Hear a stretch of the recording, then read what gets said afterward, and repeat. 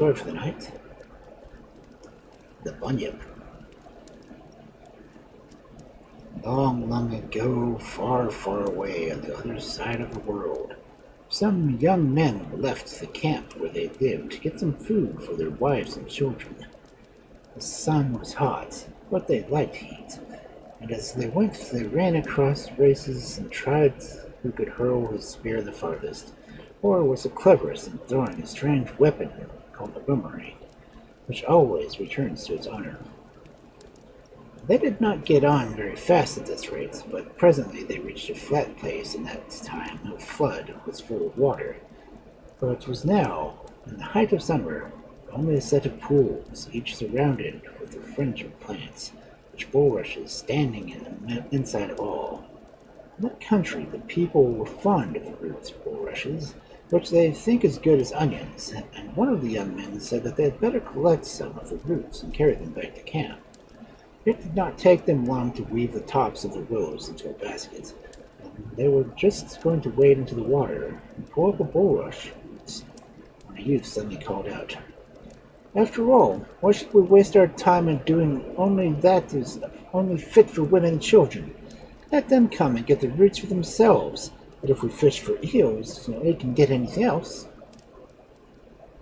This delighted the rest of the party, and they began to arrange their fish lines and made from the bark of yellow mimosa, and to search for bait for their hooks. Most of them used worms, but one laid a piece of raw meat for dinner into a skin mold, cut off a little bit, and baited his line with it, unseen by his companions. For a long time they cast patiently, without receiving a single bite. The sun had grown low in the sky, and it seemed as if they would go home empty-handed, not even with a basket of roots to show, when the youth, who baited his hook with the raw meat, suddenly saw his line disappear under the water. Something, a very heavy fish he supposed, was pulling so hard that he could hardly keep his feet, and in a few minutes it seemed either that if he must let go or be dragged into the pool. He cried to his friends to help, and at last, trembling with fright at what they were going to see, they managed between them to land on the bank the creature that was neither calf nor seal, but something of both, with a long, broad tail. They looked at each other with horror, cold shivers running down their spines, for though they had never beheld it, there was not a man amongst them that did not know what it was.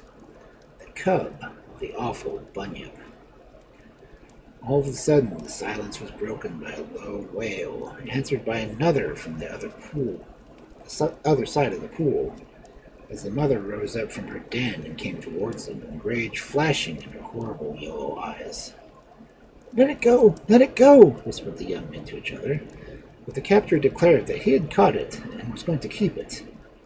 He had promised his sweetheart, he said, that he would bring back enough meat for her father's house to feast on for 3 days, and though they could not eat the little Bunyip, her brothers and sisters could have it to play with.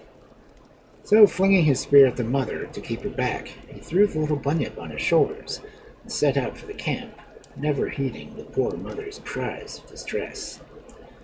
By the time it was getting near sunset, and the plain was in shadow, though the tops of the mountains were still quite bright, the youths had all ceased to be afraid when they had startled by a low rushing sound behind them.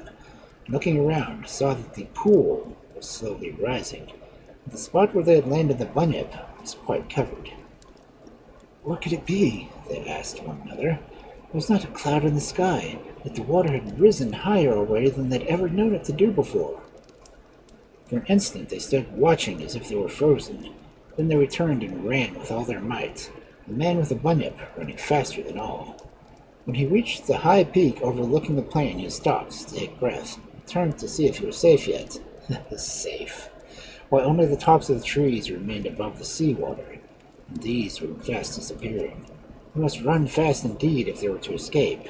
So on they all flew, scarcely feeling the ground as they went, till they flung themselves on the ground before the hole was scooped out into the earth where they had been born. The old men were sitting in front, the children were playing, and the women chattered together, and the little Bunyip fell into the midst, and there was scarcely a child among them that did not know something terrible was upon them. The water! The water! Gasped one of the young men. There it was, slowly but steadily mounting the ridge itself. Parents and children clung together, as if by that means they could drive back the advancing flood, and the youth had all caused this terrible catastrophe, seized his sweetheart and cried, "I will climb with you to the top of that tree. There will be no waters that can reach us." But as he spoke, something cold touched him, and he glanced down at his feet. Then with a shudder he saw that his feet were no longer, but birds' claws. He looked at the girl when he was clasping, and beheld a great blackbird striding at his side. He turned to his friends, but a flock of great awkward flapping creatures stood in their places, put up his hands to cover his face, but they were no more hands, but only the ends of wings.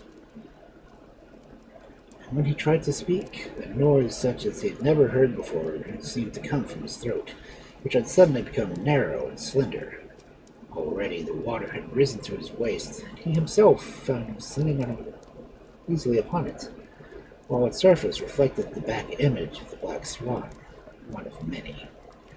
Never again did swans become men, but they still are different from other swans. From the night time, those who hear them can call them in a language that is certainly not swan's language. There are even sounds of laughing and talking, unlike any noise made by the swans whom we know.